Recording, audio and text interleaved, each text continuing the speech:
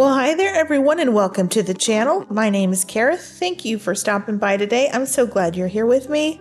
I've got a recipe for a Crockpot peach crumble today, and I'm also going to show you how to make a homemade vanilla bean ice cream. I'm using the Thrive Life peach slices for my peach crumble. You can definitely put freeze-dried food in a Crockpot and have it turn out fantastic. I'll put the list of ingredients here up on the screen, and then I'll put the complete recipe with the measurements and everything down in the description box below the video. Now I have a really small crock pot that's like 2-quart crock pot maybe, and I'm just dumping a couple cups of peaches down in the bottom. You don't need to break those up. The peach slices are just fine the way they are in the can. This is a very quick recipe. It probably took me 5 minutes to put together before I headed out of the house. I've got some apple pie spice that I'm putting in there, but you could use cinnamon if you like.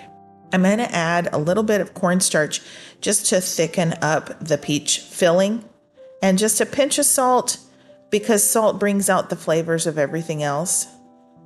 Now, of course, you're going to have to add some water here because our peaches are dry, and so they'll need some water. I also like to add some lemon juice to my peach filling. I think that acidity and the tartness helps to bring out the flavor of the peaches. So I like to add that, as well as some vanilla. If we have any dads watching today, I just wanted to wish you a very happy Father's Day. And if you have a dad in your life and you think they would like a fruit crumble, this is a really easy recipe you could make for him. Let me show you how I make the crumble topping. I've got a bowl here and I'm just putting in some all-purpose flour. You could definitely use the Thrive Life gluten-free flour here instead. It's good as well. I like to use a combination of brown sugar and white sugar in my crumble topping. I think it gives it a nice flavor and a good texture. I'm just going to combine everything with my fork. I'm adding some melted salted butter here. If you have unsalted butter, then you'll need to add just a pinch of salt into your crumble topping. Now, using a fork, you can just combine everything into this crumble topping, and y'all tell me if you know, because I don't really know. What's the difference between a crumble topping and a cobbler? I'm just not sure. They're both delicious. I've had both of them, and I don't really know the difference. Y'all will have to let me know what it is. Now, I did forget to put the sugar in the filling. So yeah, don't forget that. There's a little bit of sugar that goes in there. It's not too much. The peaches are pretty sweet, but you need to add just a bit of sugar in your peach filling. Make sure everything has access to the liquid down there, and then you'll just top your peaches with your crumble topping.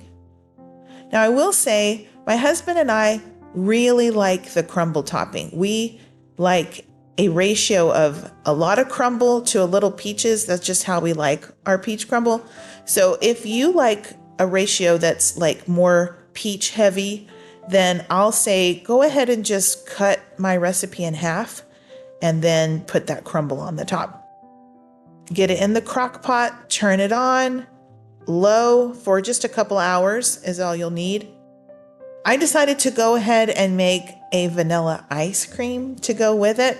So I left, came home, and then made the vanilla ice cream actually. So I have on different clothes. But I'm going to start with some Thrive Life instant milk powder that I mixed with water. I do that because it has great flavor actually. I don't keep regular milk in the house. So I go ahead and I make my Thrive Life milk, but I double the amount of milk powder that it calls for on the back of the can because I think it's a better end product. And then I'm just combining that with some sugar, a pinch of salt. You mix it really well until the sugar is completely dissolved into your milk, and then you can add some heavy cream. My recipe I got on the internet a long time ago for vanilla bean ice cream, and I don't even remember where I got it, y'all. I'm sorry, I don't remember. It is wonderful. It tastes so good. I like to add both regular vanilla and vanilla bean paste. The vanilla bean paste is how you are going to get those tiny little vanilla bean seeds in your vanilla bean ice cream. So you are going to need some vanilla bean paste. Now, if you don't have it, you can just leave it out. It would be regular vanilla ice cream, which is still fantastic. But I really like the little beans in there. I just think it's so beautiful. And it was my daddy's favorite ice cream, was vanilla bean ice cream. So I love to put some vanilla bean paste in mine. So mix it up, cover it, and refrigerate it for a couple of hours. And then all you have to do is pour it into your ice cream maker. That bowl for the ice cream maker, it stays in the freezer for a day or two before you make the ice cream. So you pour in your ice cream base, you put in that little paddle, and then the lid goes on. It locks into place and you turn it on, and it doesn't take but 20 or 30 minutes. It's a little bit loud and annoying, but it's fantastic ice cream. This is a great recipe for homemade vanilla bean ice cream. All right, let me show y'all how my peach crumble turned out. There we go. And as you can see, it burned. Yeah, sadly, I was gone for like 3 hours and 15 minutes, I think, which is just longer than I thought I would be gone. And it burned a little bit, but that's okay. It was mostly still good. I did lose some of the crumble that was stuck to the bottom. But I'm telling you what, the rest of it was fantastic. You only need to cook this in the crock pot on low for probably 2.5 hours. And mine was more like 3.5, so that's so sad. So instead of getting like 3 medium-sized servings, I only got 2. But anyway, it is fantastic still. The flavor's wonderful. The peaches are so nice and soft. You'll love the flavor of the Thrive Life peaches in this recipe. The crumble is yummy. The cinnamon comes through, but it's not overpowering. It's not overly sweet. This is just a really nice crumble recipe. Of course, you don't have to make the ice cream. You could just put some whipped cream on there and call it a day. But this right here, this is where it's at as far as we're concerned. My husband and I love vanilla ice cream on top of any kind of fruit crumble.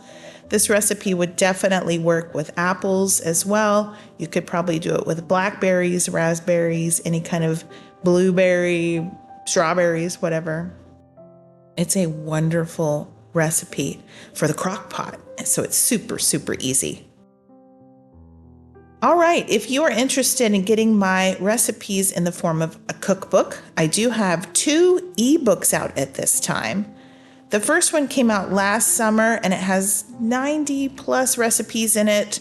And then the second one came out just last month.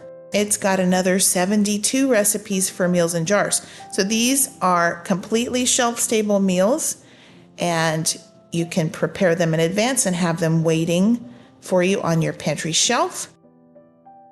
These are great cookbooks to have.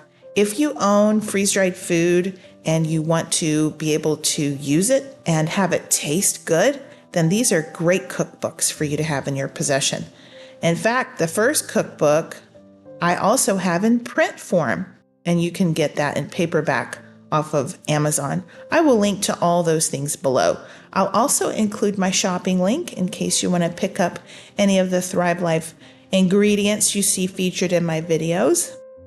All right, guys, thank y'all so much for watching. I appreciate you so much. God bless you. Have a wonderful day. And until next time, y'all take care and keep thriving.